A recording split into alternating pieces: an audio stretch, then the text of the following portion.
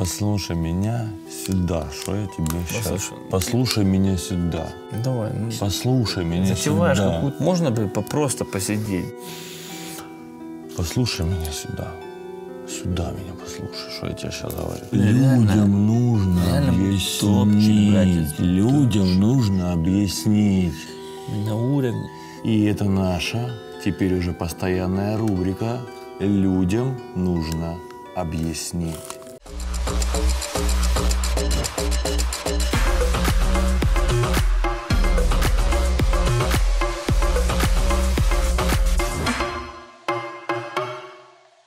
Света! Света, еду! Света! Слушай, мы что, ждать должны? Что, блядь? Слушай, блядь, я просил 2. Что ты сыпешь? Я 2 просил. Не картошка, блядь, а котлеты. Написано тебе черному по белому. Все. Вы карточки уже принимаете, малая? Это ему. Туда. Все, давай. Люблю тебя, моя. Запишешь в блокнотик. Моя. Блокнотик Она запишешь. моя, она моя. Я тебе Слушай, базарю, она моя. Слушай, а мигнула-то она мне? Она моя. Ну, мигнула-то кому? Моя она. Мигнула кому? А кому больше, А бля? кому? Я, где моя котлета? Вот тут котлеты. Посмотри, кого она любит. Кому насыпает, того и любит. Она просто тебя хочет откормить, чтобы тебя не видеть. А, ну, Она может моя. быть... Я тебе говорю. Послушай. Она моя. Давай вот там, Моя. давай зададим вопрос. Чья она? Ребята, напишите, пожалуйста, в комментариях. Чья она? Она моя. Если Света Глеба, то пишите Глеба. Если Света моя, Вове, то пишите Света Света Вове. Вове. Первый вопрос. Мы в прошлый раз обсудили много интересной информации. Да, правильно, абсолютно согласен. Но не спросили самое важное, что интересует очень многих людей, как оказалось. Что такое биткоин? В смысле? Это вопрос такой? Ты что? Слушай, ну Светка может, да? Ну, может. Светка товар, Светка может, моя. да. Ну, а готовит, да?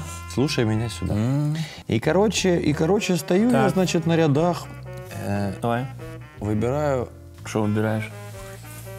У меня там есть один абхазец, он возит помидоры. Ну, прихватик, как Там сказать. пи***ц прихват. Там Так. И, короче, ты понял, такая.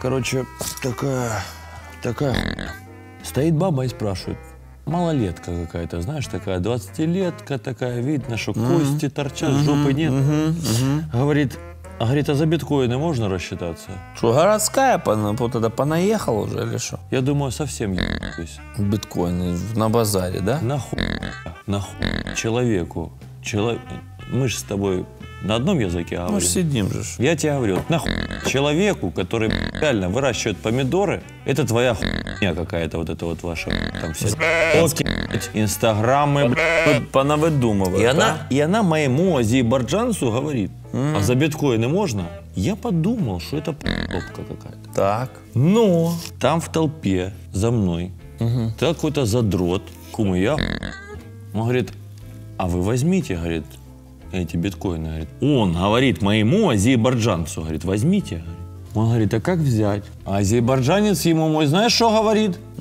Говорит, куда, что? И этот, знаешь, что ему говорит? Я вам сейчас объясню, почему. И он ему объяснил. Так. И знаешь, что он ему сказал? Ну?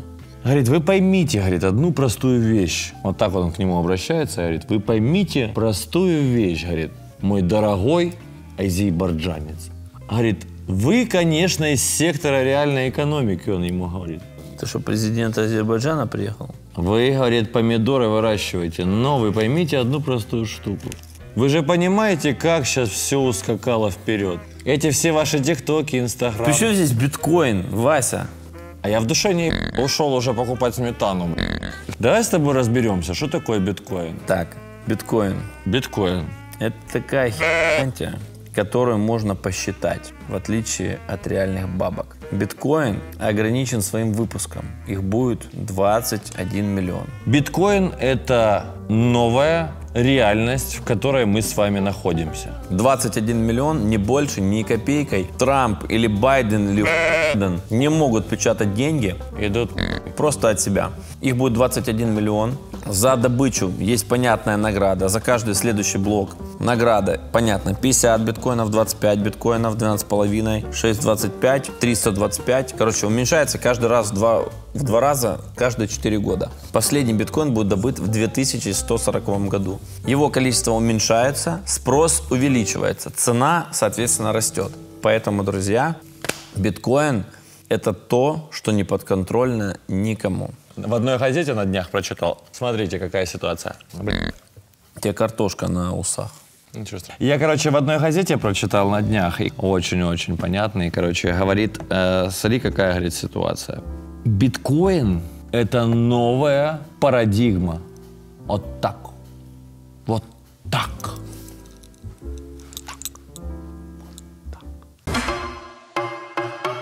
Внимание, следующий вопрос. Как купить и продать биткоин? Все зависит, где ты находишься, в какой стране. Правильно? Смотри, просто, я тебе говорю, давай купим биткоин. Просто купим Давай. биткоин. Но люди же, не дебилы. Просто зашли и взяли. Правильно? Да, давай возьмем чуть-чуть. Давай возьмем. Давай возьмем. Как нам купить биткоин? Ты берешь телефон свой или компьютер. Я слышал, что в Австралии на почте продают. Почему? А где лучше брать? Потому что везде лучше, чем у нас. Нет, брать где лучше? Где лучше брать? Смотри, я слышал про каких-то наших пацанов. Там С города? городские, да, но они Не, ну там- они такие, видно. Ну, городские, слушай, они всегда, ты знаешь, они там что-то знают. Не, у них лица подлючие. Ну. У меня Сережа.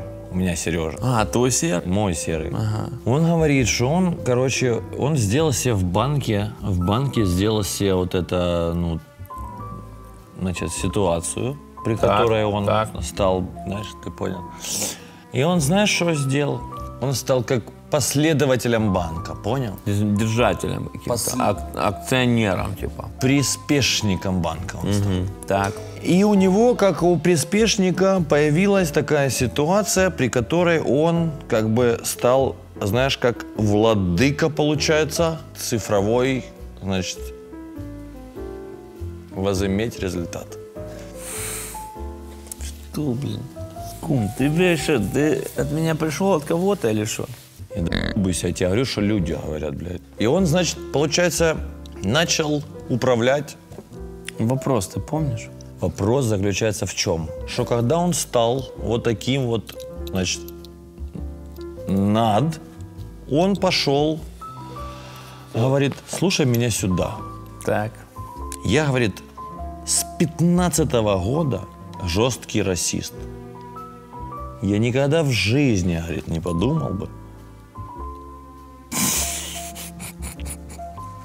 Сука, я хотел пошутить про наши российские лозунги, но думаю, это далеко зайдет. Это же не все понимают. Не все понимают.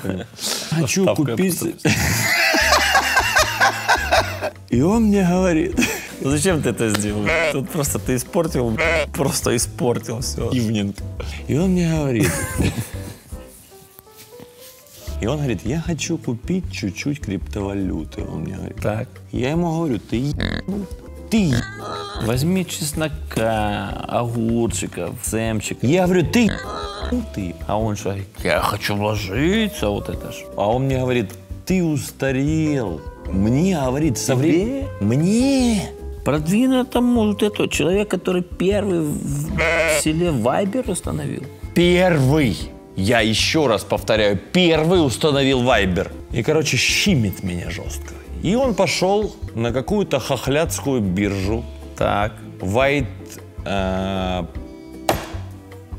Удар.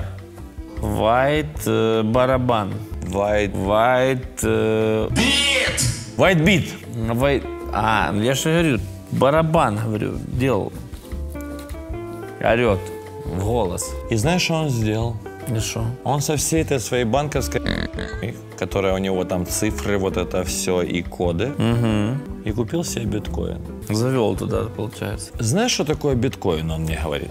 Ну что там, то биткоин, это что это? Это, говорит, новое цифровое золото, он мне вот так сказал. Так и сказал? Так и сказал. Это что, городской твой? Да, мой городской. И что, он, видимо, щемил, Серж, говорит, что ты что? это новое цифровое золото, он мне так сказал. Вова, а еще один вопрос. Ты помнишь вопрос? Смотри, короче, он сделал все очень просто. Он зарегистрировался на сайте. Не на почте, получается? Сайте. Вот Так. они, как живут сейчас. На этом сайте взял, внес вот эти какие-то данные, вот это какие-то цифры, вот эти, которые ему в банке отдали. Ровно 3 минуты. И он мне говорит, смотри, я купил биткоины с гривневой, они это называют карточки. Закинул туда, и потом за вот Он эти вот Да. купил это. И купил биткоины на WhiteBit с карточки. И говорит, это все легко. Ты. Лучше выпить, понимаешь? Вообще ничего не делать, вот просто ничего не делать. Друзья, ничего не делайте. Сидите. Какие биткоины? Зачем оно вам надо? Не надо вам это крипта. Нахіба оно вам потрібно, понимаешь? Сиди вообще на лайтах.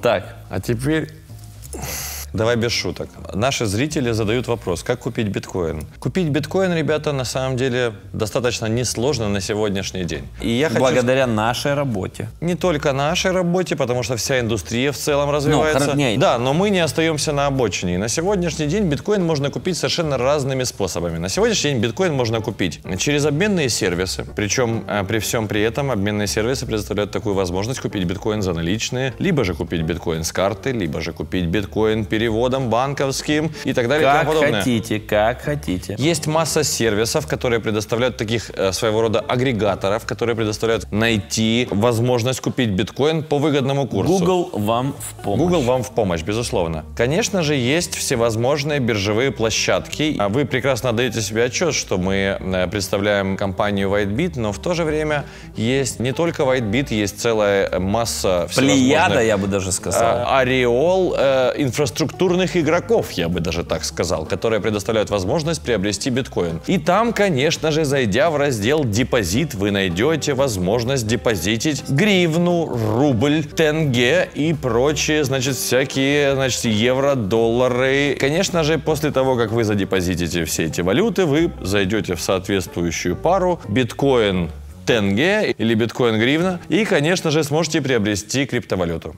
Посредством нажать кнопочку «Купить». Как ни странно, если вы хотите купить, вам Мы, нужно нажать конечно, кнопку будем очень вам «Купить». признательны, если вы пойдете и сделаете это на WhiteBit, а не каким-то китайцам. То есть, по сути, купить можно и продать на любой бирже. Но Конечно. лучше это делать на WhiteBit, правильно? Нет, не факт, что на любой бирже. Не факт. Нет, конечно же, безусловно, присутствуют локальные преференции на разных биржах. Например, какая-то биржа ориентирована на доллар, какая-то биржа ориентирована на гривну, какая-то биржа ориентирована на рубль и так далее и тому подобное. На каких-то биржах присутствует несколько валют, на каких-то биржах присутствует несколько вариантов, при которых мы можем пополнить свой биржевой счет. Например, пополнить его картой, пополнить его банковским переводом, пополнить его с какой-то платежной системы. Но сейчас будет очень важная информация. Я бы хотел, чтобы вы как клиент, как потенциальный клиент, хотел бы, чтобы вы определились в первую очередь с тем, куда вы несете свои деньги.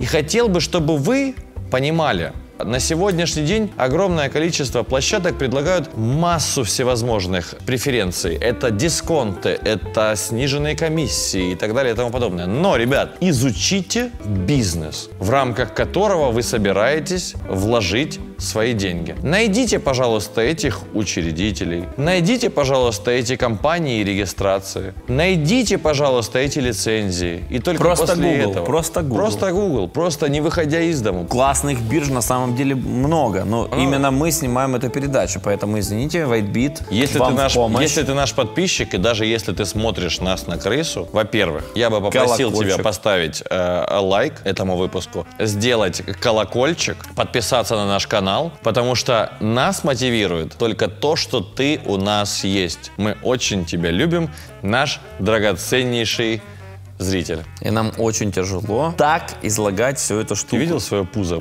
Где тебе тяжело? В смысле? У меня нет пуза, кстати, да. Почему биткоин обвалился? Неужели это настолько неустойчивая валюта? Потому что он... Поехали дальше. Следующий вопрос. Не-не-не. Не, на самом деле я хочу сказать по поводу того, почему биткоин обвалился. Во-первых, на всех рынках присутствует фактор волатильности. Представляете себе индекс S&P 500, который включает в себя 500 крупнейших компаний Соединенных Штатов Америки. И когда этот индекс на минус 40 просто за 30 часов. Это же не значит, что весь мир это фейк. Хотя нет, значит. Не, значит ли это, что экономика остановилась? На самом деле вы должны понимать один важный момент. Я не буду говорить за огромное количество активов, которые так или иначе имеют жесткую волатильность, падают, вырастают и так далее. А сейчас буду говорить конкретно относительно биткоина. На протяжении 10 лет в рынке присутствует тактика выбивания слабых рук. Задача людей, которые занимаются манипуляциями на этом рынке, забрать ваши биткоины. И вот вы обратите внимание, что даже те ребята, которые вошли раньше всех, которые понимали, что эта тема актуальна, в 2013 году у них было, например, 100 биткоинов, а сейчас, дай бог, чтобы у них остался один. Все с этого шутят, все смеются и говорят, что типа это не так, но по факту же это так. Все биткоины у вас отобрали. У вас отобрали на новостях о том, что Китай запрещает биткоин. У вас отобрали на новостях о том, что завтра биткоин будет стоить 0. У вас отобрали на новостях о том, что какая-то биржа обанкротилась. У вас забрали на разных новостях. Но самое главное, друзья мои, запомните, у вас забрали биткоины. А если бы вы их не продавали, то у вас бы их не забрали. То никакой бы курс никуда бы не падал, он бы только рос. Это же страшно. Вот и все. Смотрите, все, что происходит, и вся вот эта волатильность создана для того, чтобы зарабатывать деньги. Пришла новая кровь в рынок, мы немножечко цену уронили, ты купил по 60, мы у тебя, значит, забрали обратно по 40. Но биткоина у тебя в руках не осталось. Каким бы ты продуманным ни был. Вот и все. Следующий вопрос для Глеба. Наш подписчик написал: Глеб, скажите, пожалуйста, что вы думаете о токенизировании акций компаний? Потап, ты писал или что? Токенизация компаний — это то, что я говорил 3 года назад, 2 года назад, год назад и говорю сегодня. Это то, что взорвет рынок криптовалют в ближайшее время. Мы это сделаем, я надеюсь, первыми. Ну, в нашей экономике мы, наверное, сделаем это первыми, да? В нашей экономике мы сделаем это первыми. Токенизация сектора реальной экономики — это просто пушка, это невероятная штука. Я объясню. Когда были ICO, приходит человек и говорит: смотрите, дайте мне денег, и я сделаю. Это был обман. Другими словами, это майонез. Та-та-та-та. Вот, что такое токенизация? Это токенизация, когда говорит человек: у меня есть вот такой вот бизнес. Если вы вот, у меня вот есть вот такой бизнес, а вы мне дайте вот столько, хотя бы вот столько. Я куплю заводик, масштабирую в 2 раза, вы все заработаете, мы все заработаем, я вам покажу. Людям понятнее с метрами квадратными. Например, компания «Авантаж». Ну, например, возьмем ее. Она строит... звучала на правах рекламы. Да. Например, она строит торговый центр либо жилой комплекс на 20 тысяч метров. И мы оцениваем каждый метр, например, там, в $1000. Исходя из себестоимости строительства, например. Ну, хорошо, 500 тысяч, неважно. Он понимает, что недвижимость всегда будет расти. Недвижимость — это надежно. И он думает: ну, у меня есть всего лишь $5000, и мне не хватает купить на целую квартиру. Я куплю всего лишь 5 метров. Мы говорим: покупай 5 метров. Он покупает 5 метров, делает 30% за 2 года. Говорит: я красавчик, снимает кэшек и уходит. Да, это будущее. Простыми словами, мы собрали какой-то капитал, и у нас на сегодняшний день нет возможности приобрести целостный объект. Но мы хотели бы инвестировать в недвижимость. И вот то, о чем говорит Глеб, это приближает нас к такой возможности. Представь себе такую штуку. что ты, не будучи миллиардером, просто берешь и становишься владельцем 2 квадратных метров, например, в каком-то торговом центре. А что, если мы предположим, что ты являешься владельцем 0,5 квадратных метров? Или 0,1. 0,1 квадратного метра. Но ты же уже ведешь малую в этот торговый центр как владелец. Это мой торговый центр. Это моя ночь. Хотя Просто. бы на 0,0000001%. Пойдем, я тебе покажу мой плинтус. И просто заводишь ее вот там за ряды. И они мне платят. Мне здесь все должны. Потому что в розетке 30 сантиметров плинтуса ровным Не, в счетом розетке мои. одна дырочка моя. 2 самореза. Розетка одна дырочка. Но ты же владелец. Следующий вопрос. Что такое DeFi? О, Что такое девки? Валентинович, давай. DeFi – это новая цифровая реальность. Коротко, очень просто объясняю. В вопросе, что такое блокчейн? Блокчейн – это децентрализованная система. Любая база данных, с которой вы на сегодняшний день работаете, вот ваши фотографии у вас на айфоне, вы проплатили iCloud, и вы считаете, что фотографии ваши. Фотографии не ваши. Фотографии компании. Да. Когда вы храните какие-то данные, размещаете сервера и свою бухгалтерию на каких-то там серверах Амазона, это не ваша база данных, это не ваша бухгалтерия, это бухгалтерия компании Amazon. Так вот, блокчейн — это такая децентрализованная штука, которая впервые в современности говорит о том, что данные действительно ваши, потому что они зашифрованы определенным протоколом, и потому что люди, компании, очень много сотен вычислительных машин поддерживают вот эту базу данных, вот это облачное хранилище. DeFi — это надстройка, результат труда людей, которые работают в области блокчейн. Потому что каждый раз, каждый божий день люди, которые работают в области блокчейн, решают ключевой вопрос mass adoption, массового принятия, и предлагают новую реальность. Так вот, DeFi на сегодняшний день — это продукт, следствие того, что предлагает на сегодняшний день рынок. Например, WhiteBit. У WhiteBit есть команда, есть SEO, есть CFO, CTO, CEO и прочие всякие штуки, там разные ребята. Но если, например, мы в какой-то момент все с ума сойдем, то это будет проблемкой. А вот представьте себе, что наша компания и наш мозг сделал продукт на блокчейне, который называется WhiteSwap. И это децентрализованная биржа. То есть это биржа, у которой нет владельца базы данных, нет владельца всего, что происходит на этой бирже. Вот это уже DeFi, вот это DEX. Это обмен, который не предполагает втручания. DeFi — это децентрализованные финансы, все. Пожалуйста, расскажите, как расшифровываются ваши должности в компании WhiteBit, то бишь SEO и CFO. Дальше. И какие у вас обязанности? Я SEO, Chief Executive Officer. Я, отвечаю за все дерьмо, которое происходит... For the whole shit! Да, я отвечаю за все дерьмо, которое происходит в нашей компании. Я отвечаю за коммуникацию и внешними какими-то источниками, входящим потоком, и, собственно говоря, внутри компании оперирую ключевыми стратегическими аспектами. То есть я могу сказать про Вову так. Человек вроде как сидит на сигарете, но не из-за того, что он просто сидит на сигарете, а из-за того, что нога говорит, так, тут нужно взять 28 человек в саппорт, здесь нужно разработать блокчейн, который пойми как разработать. Маркетинг работает, но мне хотелось бы, чтобы мы вот тут были в этом. Финансы, вроде зарабатываем, но хотелось бы как-то упорядочить. Продажники, молодцы, умнички, продают, но мало продаете.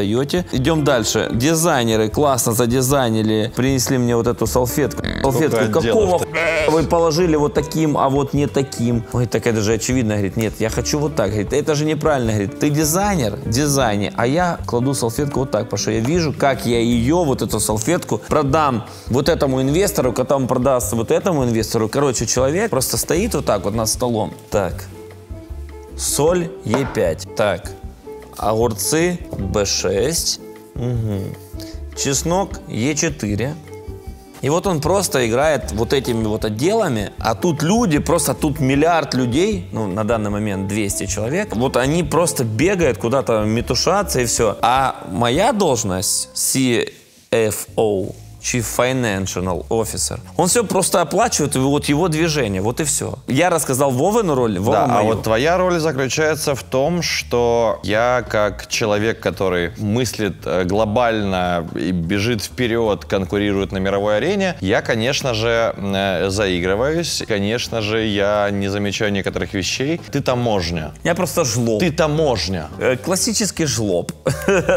Ты такой еврейчик. Но мне надо быть Но таким, ты таможня, ты обязан таким Да, быть. я таможня. Скажи мне, сука, что я извиняюсь, Да, но да, что да. нужно И вот вот он- чеснок Е4, блин, сделать. Я всем заапрувил, я сказал, да, чуваки, все, Глеб вам оплатит 5 эфиров, и потом они приходят к нему, и Глеб спрашивает, а куда тебе 5 эфиров? А ты уверен, что 5 эфиров? Не, Вова сказал да. Я говорю, не, Вова-то сказал да. Ты мне объясни, Ты зачем. мне объясни, зачем, да, да. И это очень Я важно. говорю, вы что, не знаете Вову? Вова, конечно, да, он послушал, вроде все круто. Вдохновился. Может быть 5, может быть 3, может быть 8. Ты мне объясни, почему 5 или 8 или 3. Они ему сидят, объясняют, хотя, ну, на самом деле уже, ну, типа, они же уже все согласовали. Вроде не нужно согласовали, было, да. Если что, возвращается на да. Но там еврейский портной как бы на выходе все равно сидит. Да. Ну, это вот, кстати, правда, да.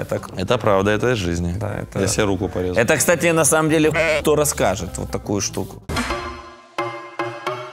Кто такой Сатоши Накамото и почему до сих пор никто не знает, как он выглядит? Ты знаешь, на самом деле эта история покрыта тайной. Вряд ли мы знаем ответ на этот вопрос. Но И не дай бог, единственное- чтобы мы узнали ответ на этот вопрос. Да, очень много написано статей, догадок, расследований по почерку, по интонации, по словосочетаниям после написания тех или иных постов. Но единственное, что я хочу сказать, это то, что мы купили домен WhiteBit в 2018 году на японской площадке. Он на этой площадке провисел с 2009 года. И наш домен whitebit.com был зарегистрирован через 2 недели после того, как появилось первое упоминание биткоина. Поэтому, если и есть где-то Сатоши Накамото, то подумайте, кто он. У меня есть маленькие мысли насчет этого, что биткоин настолько уникальная валюта, что Сатоши Накамото специально сделал себя ноунеймом, ну то есть человеком, которого невозможно раскусить, и когда его раскусят, он поймет, что биткоин это фуфло на постном масле. И он... Вова, у него на адресе лежит 1 миллион биткоинов. 1 миллион Это уже биткоинов. цифра. Если он просто захочет что-то сделать, то вся эта валюта просто не то что обесценится, она придет в негодность. Даже если он обналичит 0,000000000. Все, что у него лежит, это около 40 миллиардов. По сегодняшнему Да. курсу, да. Просто лежит. Возможно, это сделали спецслужбы США, ЦРУ и ФБР для того, чтобы финансировать своих агентов. Я сейчас выдумываю. Возможно, это сделала Ми-6. Я думаю, что создатель биткоина это Порошенко. Да, может быть, это Порошенко, может быть, это Ми-6, секретная служба Англии, может быть, это Моссад. Ребята, можно догадываться, прикол биткоина именно в том, что никто не знает, кто его создал. Эту технологию хотели и хотят до сих пор взломать уже 13-й год, но не могут ее взломать. То есть представьте себе такую ситуацию. Вот в чем прикол. Создан алгоритм, навредить которому не могут уже 13 лет. Более того, все государства понимают, что этот алгоритм разрушит классическую банковскую систему. Кто этот гений? То есть мы, соответственно, предполагаем, что существующую финансовую систему может разрушить. Давай копать дальше. Да. А разрушить, скорее всего, нужно кому? Этой финансовой системе. Система должна разрушить сама себя, потому что она себя изжила. Скорее То есть всего, мы это предполагаем, что, скорее всего, кто больше всего на планете Земля должен долларов? Парам-парам-пам! Тот, скорее всего, и придумал штуку, которая разъебет мировую Ребята, экономическую скорее систему. всего, это Вот мы и раскрыли секрет, кто Сатоши Накамото. Это... наши друзья из ЦРУ. Следующий вопрос. Что такое смарт-контракт? О, это можно я отвечу? Так. Мое любимое определение смарт-контракта это, которое я придумал сам. Смотрите, Самовлюбленный еврей. Нет, если существуют люди, возьмем их энное количество, которые максимально друг друга ненавидят, но они понимают, что им нужно по-любому друг с другом договориться. Каждый из них имеет требования, которые каждый из них поддерживает. То есть я хочу, чтобы было вот так, этот хочет вот так, этот хочет вот так. И все их реально поддерживают. Но каждый из них понимает, что каждого кинет. Все эти требования записываются условно на бумагу, в смарт-контракт. Я хочу, чтобы этот палец назывался мизинцем. Этот говорит, я хочу, чтобы этот палец назывался безымянным. Этот хочет, чтобы этот назывался палец средним. Этот хочет, чтобы назывался палец указательным. А этот хочет, чтобы этот палец назывался Если до сегодняшнего дня мне 31 годик, не могу перечислить названия всех пальцев. Откуда у вас это, конечно? Это левая рука, это правая рука. Вот 10 человек. Посвящение в Израиль. Они говорят, окей, мы все согласны. Но они понимают, что не то, что они друг друга ненавидят, они хотят уничтожить, убить вообще, просто изничтожить. Когда это записано в смарт-контракт, и каждый из них поставил условную подпись токеном своим, подписал, контракт запущен. Если кто-то из них пытается нарушить контракт ломается. Он не может его нарушить, он просто не работает. Если ты хочешь договориться, он не работает. Даже если 9 человек хотят кинуть одного, он не работает. Но получается, в этом и заключается прелесть блокчейна. Да, в друзья. чем? Если я хочу поломать наш контракт, то я найду человека, который над контрактом, правильно? Да, тут такое-то не дойдешь.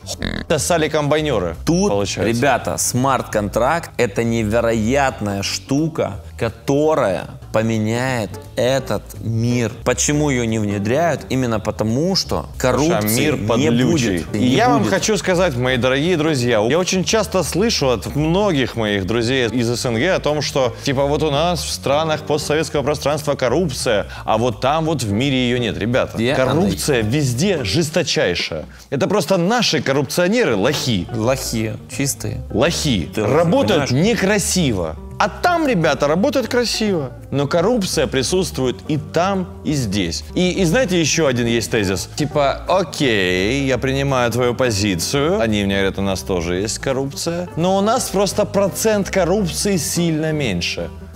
Видел? Про комбайнера он говорит. Видел?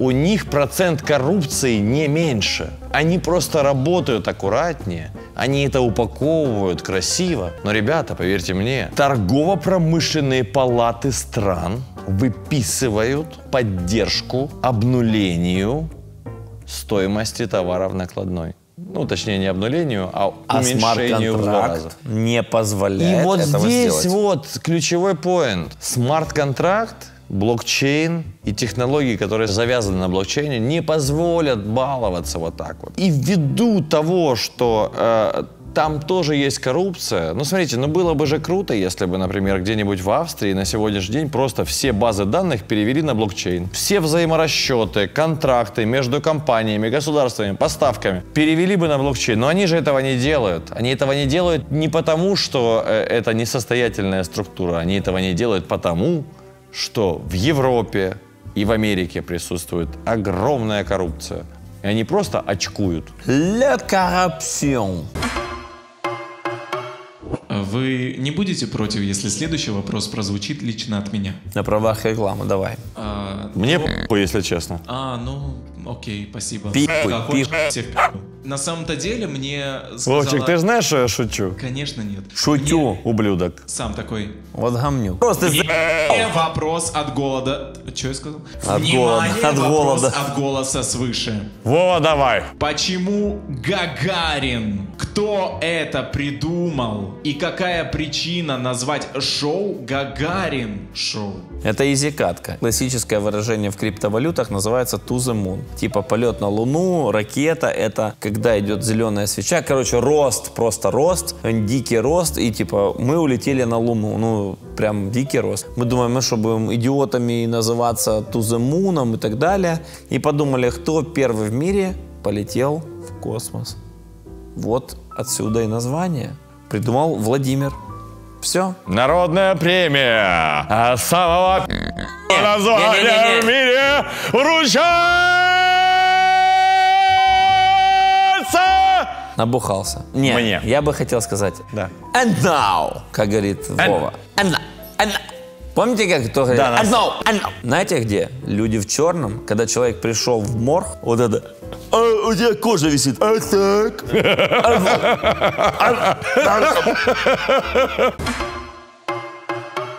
Ребят, мы очень рады, что вы с нами. Мы очень рады, что вас на сегодняшний день уже больше 9 тысяч. И совсем скоро будет наш 10-тысячный юбилей, если вы не будете пидорами, которые смотрят, сука, на крысу передачу, блядь. Я здесь бабки. Да, на крысу передачу. Из Именно хаты так, все как- выносим ради того, чтобы ты сидел и просто не свой сраный ебающий, никому не нужный выходной. Потому что ты на работе не делаешь, приходишь домой и тоже не делаешь, потому что не подписываешься на Гагарин Шоу.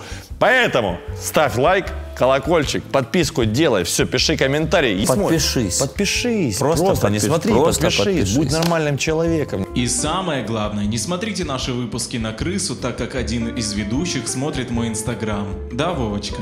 Пу-пу-пу. Ах ты пистон. А я на тебя не подписан, Вовчик? Нет. Всем спасибо, всем пока, до новых выпусков! Ау!